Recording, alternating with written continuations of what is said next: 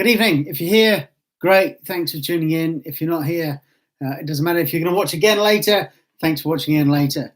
I was very nearly late kicking off then because I got sidelined reading a whole kind of thread on Twitter about cormorants, which now I've said that out loud sounds a bit weird, a whole thread on cormorants. But it was quite interesting.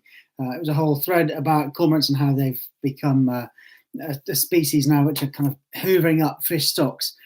And having just lived for several years in the fens, I've witnessed that firsthand. So it's quite an interesting conversation. But I'm not here to talk about cormorants. I'm here to talk about Get Outside. It's National Get Outside Day coming up this weekend.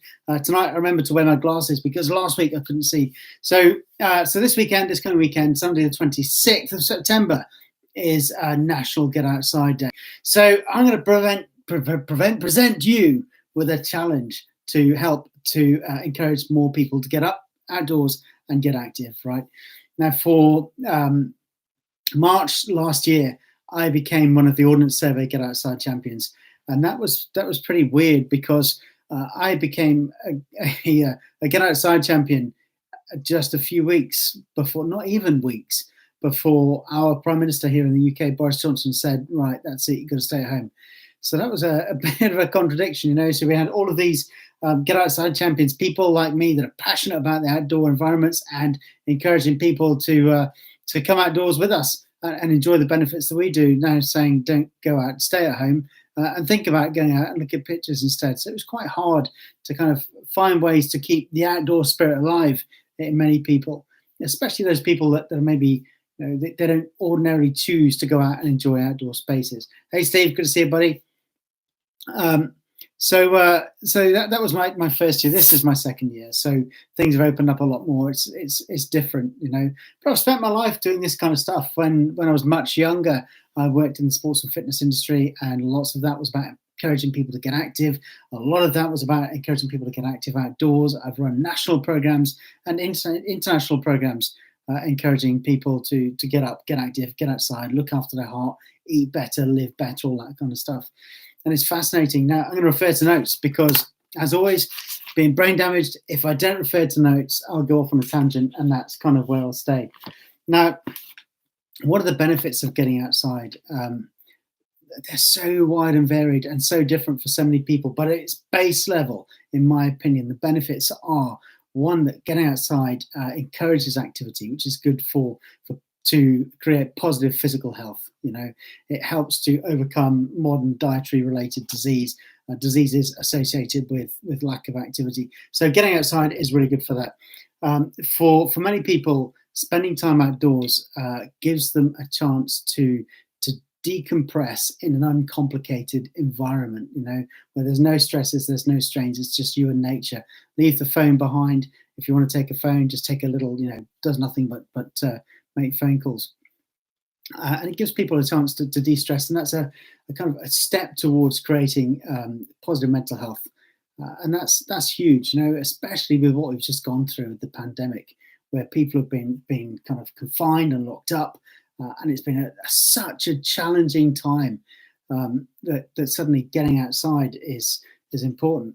And lastly, kind of my last big one of the three, I guess, is that spending more time outdoors in natural environments helps all of us to reconnect with this wonderful planet that we live on. And I'm not saying that as a kind of hippy-dippy kind of way, which is probably not politically correct thing to say, but it's I defy anybody that spends time outdoors to say that they haven't reconnected with the planet in some way, whether that's an appreciation for the landscapes, the wildlife, the flora, the fauna, whatever it is. And that also helps you then or also helps all of us, because the people that do reconnect, they will then maybe think about how they impact the environment around them, and take steps to make positive change happen. So that's the three things. Now, I did mention in the description for tonight's session that I'm going to do a giveaway. And I'm going to do a giveaway. It's going to be nothing major, I'm not doing a car, I'm not doing a house, I'm not doing a month's holiday on some island in the Maldives or whatever. It's going to be really, really simple. So I'll come on to that in a minute.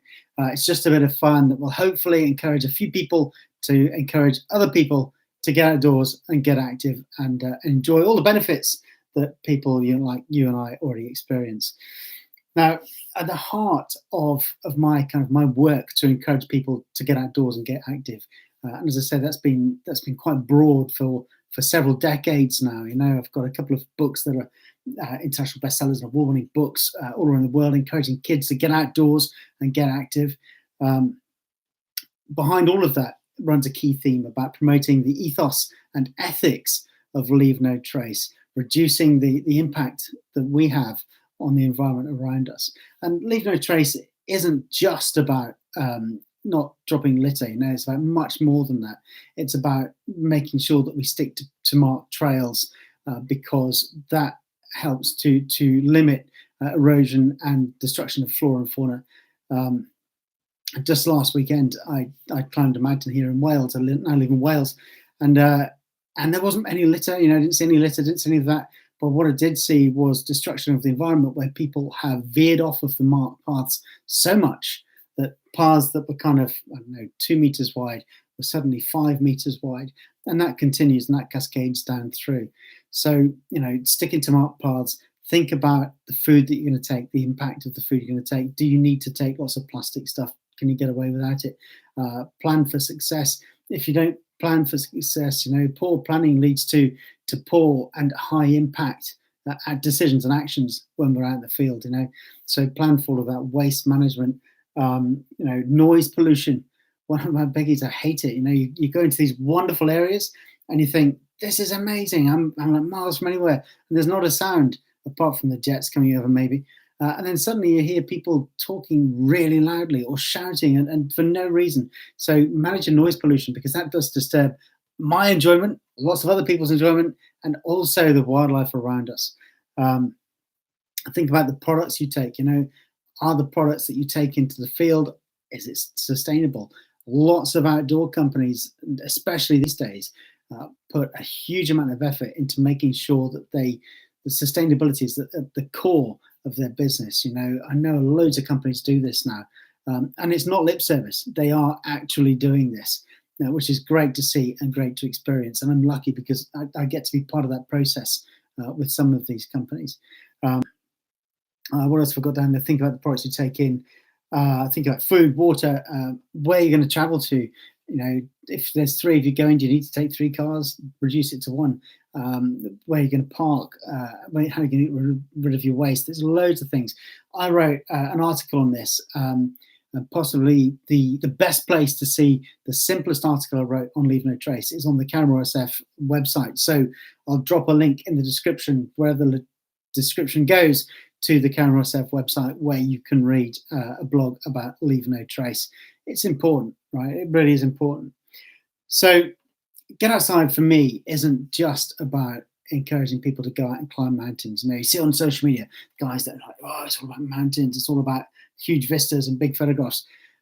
Get Outside can be anything. You know, my life has been Get Outside, always, from being a kid, playing in the woods, playing in the rivers, fishing, shooting, stalking, learning about the world around me, anything at all that was outdoors. I've been into, I guess, at one point in my life or another, and I still am. You know, so as well as, you know, in this country, in the UK, as well as the mountains and the coastal paths and all that sort of stuff, you could just take a dog for a walk and enjoy outdoor spaces. You could just go for a walk without a dog, you know, a gentle stroll through a park. You can explore historical sites, get an OS map and look at historical sites and castles and ancient monuments in your area. Go and explore them. New footpaths. It could be that you want to try bushcraft activities. You know, there's loads of bushcraft groups on Facebook. And I know some amazing guys in the bushcraft. You know, you've got Andy Callahan, you've got Andy Froy, you've got 2 Andys there. People like Justin Jewell, Steve Ailey, who's right here. There's loads of these guys that are doing this stuff, and it's fun to go out and try this. But it's also an educational process. You know, learning about the natural resources around us and how you can use them.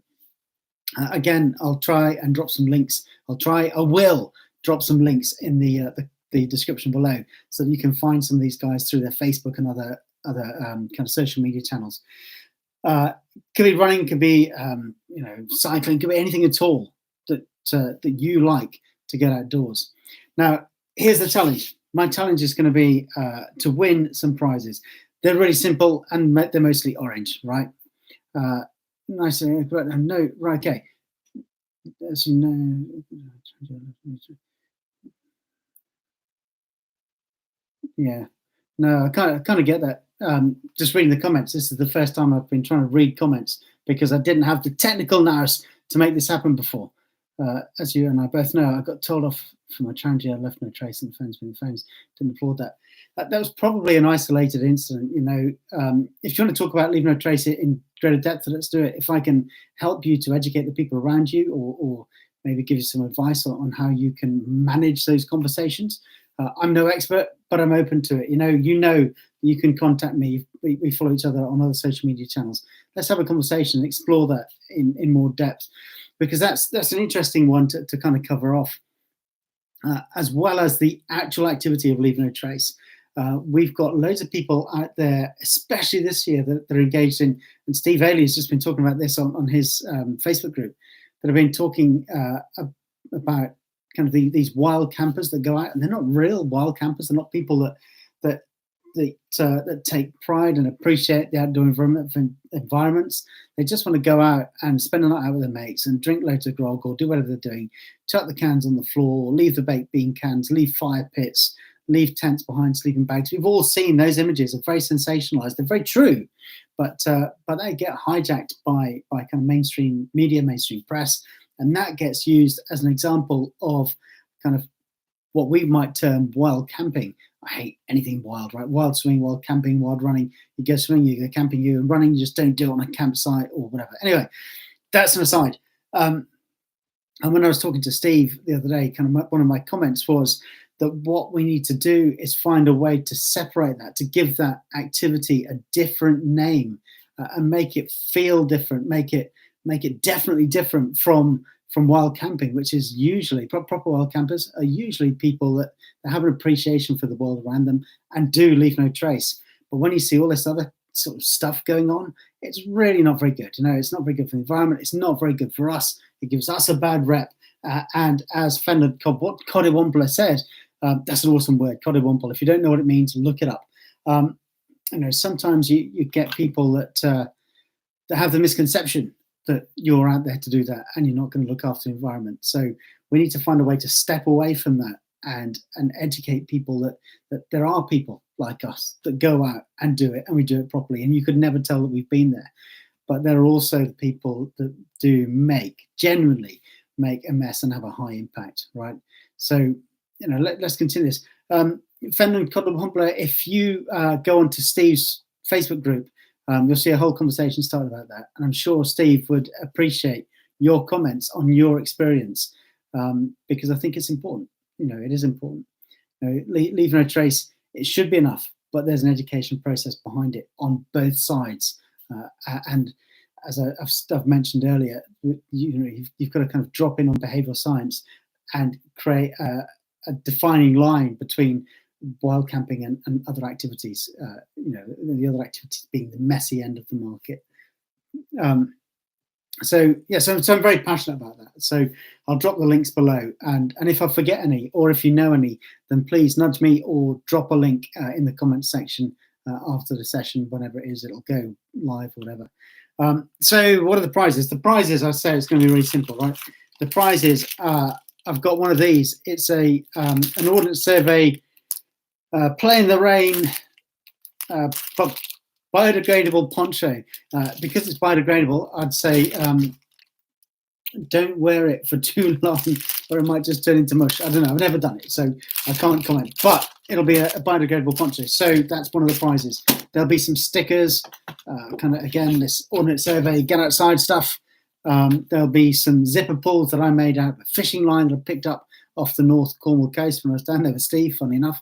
A few little leave no trace wooden tags and toggles, and different things that I'll fit into this envelope, and I'll send it out to you.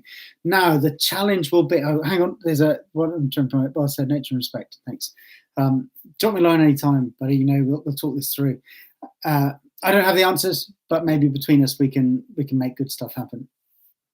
So the challenge, my challenge to you is, as I said, this Sunday, 26th, is National Get Outside Day, organised by the Ordnance Survey. So what I'd like you to do is to find a friend or a family member or someone you work with who possibly is one of my dogs, possibly is a friend, who wouldn't ordinarily choose on a weekend to do outdoor activities of any kind, right? So find that friend, find that family member, the person you know, and take them out and introduce them to something that you do outdoors that you love, right? And that could be, it could be that you take them bushcrafting, or you take them on a foraging for food and cook dinner. But please be careful. If you don't know, then so if you don't, please, so surprise is great. Steve, we'll do that another time. I've got an idea for that, mate. But let's talk.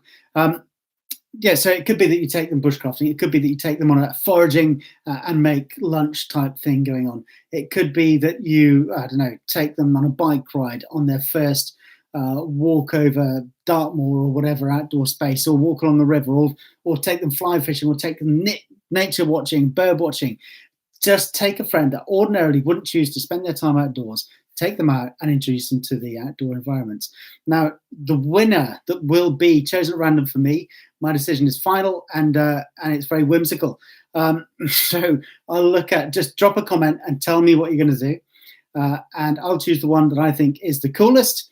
There's no set criteria for that. And that person will be announced next Thursday in my live session at 7:30 BST. And then I'll kind of send out the envelope with all the prizes in it. Now, bonus points will be awarded, and this is kind of a little bit of bribery and corruption here, but it's not really. Bonus points will be awarded if you can find a way in your activity with your friend or family member that doesn't ordinarily go outside. If you can introduce them to OS Maps or the OS Map app, it doesn't necessarily mean that they've got to learn how to navigate. It could be that you just show them how to find sites of historical interest, or find footpaths near to them or identify footpaths, right? Navigation, there's more to maps than just being able to kind of micro or macro navigate your way around the world. And there will also be bonus points awarded if your activity can include an element of leave no trace education and encouragement, right? So if you can find a way to take your friend out, introduce maps, introduce them to a new activity, introduce them to the ethos and ethics of leave no trace, and it's got to be deeper than just don't chuck your crisp packet on the floor, then that will get you bonus points, and you will possibly win a prize, but not definitely. But there are prizes available, so that will come out next Thursday. So between now and then, if you could drop a comment below, tell me what you're going to do to get your friends, your family that wouldn't ordinarily choose to go outdoors, to get up, to go out with you, to do something, to try something new, and to be outdoors, and to learn about Leave No Trace, and to get an OS map or use the map app, then all's well and good. And I said that so much, I can't remember what I was going to say next. But I'm sure that it would have been very interesting, because obviously everything that I say is very interesting, right? Say yes, and that's additional bonus points towards the prizes. That's it. I've kind of rabbited it on for 20 minutes, which is, I think right now, when it's just me talking, that's about as far as I can go, right? It would be really good at some point to get other people to join me on a split screen type thing, whatever it is, however it works. So if you would like to jump in, then let's have a conversation about what we can do and what we can discuss. And Steve, I'd love to talk with you about that, because I was looking at your page earlier today, as you know, and I had a little idea for some stuff that we can talk about based on the experiences that we shared down in Cornwall when I spent a day with you foraging on the coast and learning about foraging stuff. And we could do some interesting things on there, and maybe chuck in some more prizes. So let's have a conversation very soon. I'm about to wrap up, so thank you very much for joining me. And if you weren't here live and you're watching the rerun, thank you very much anyway. Please subscribe to the channel. Please spread the word. Every Thursday night, 7:30 BST, or whatever we're going to be doing, or whatever, GMT, what am I talking about? There is no whatever. I know this stuff. I honestly know this stuff. So it'll be here every Thursday night, and we can have a chinwag. And if there's things you want me to talk about, to discuss, let me know. Let's make it happen. Subscribe to my channel. Let me know what you want to be seen, what you want to be talking about, and let's make that happen. Steve, let's talk another day, because I would like to go in the kitchen and eat my dinner, buddy.